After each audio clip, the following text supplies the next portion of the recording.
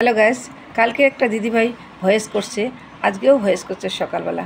তার নাকি সংসারে খুব অভাব, তার স্বামীর নাকি শ্বাসের কষ্ট আছে, তাই ও বাধ্য হয়ে ভিডিও করা শুরু করেছে। ভালো ভিডিও করছে, ভিউজ পাচ্ছে না, লাইক শেয়ার হচ্ছে না, তাই ও খারাপ ভিডিও করতেছে। তাতে নাকি অনেক প্রবলেম সবারই, তাই আমাকে ভয়েস করে বললো, দিদিভাই আমি কি করব। তাই দিদিভাইকে বলতে চাই, দিদিভাই পয়সা রোজগার করার অনেক পথ আছে।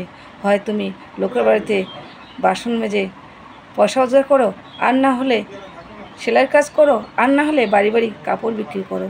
এইভাবে সম্মান বিক্রি করে পয়সা রোজগার করে তুমি শান্তি পাবে না। যেদিন তোমার পয়সা থাকবে সেদিন তোমার সম্মান থাকবে না। তাই তুমি পয়সা রোজগার করার অনেক পথ পাবে। আর খারাপ ভিডিও না বানিয়ে ভিডিও তুমি করো, ভিডিও একদম যে খারাপ করতে হবে তা না, ভিডিও করো, সবাইকে যাতে ভালো লাগে, তোমাকে যাতে ভালো লাগে সেভাবে তুমি ভিডিও করো। আর আমার ফ্রেন্ডদেরকে বলছি, যদি ভালো লাগে, সে আমার আইডিতে আছে, নামটা বললাম না, যদি ভালো লাগে তার ভিডিও তাকে লাইক শেয়ার করো।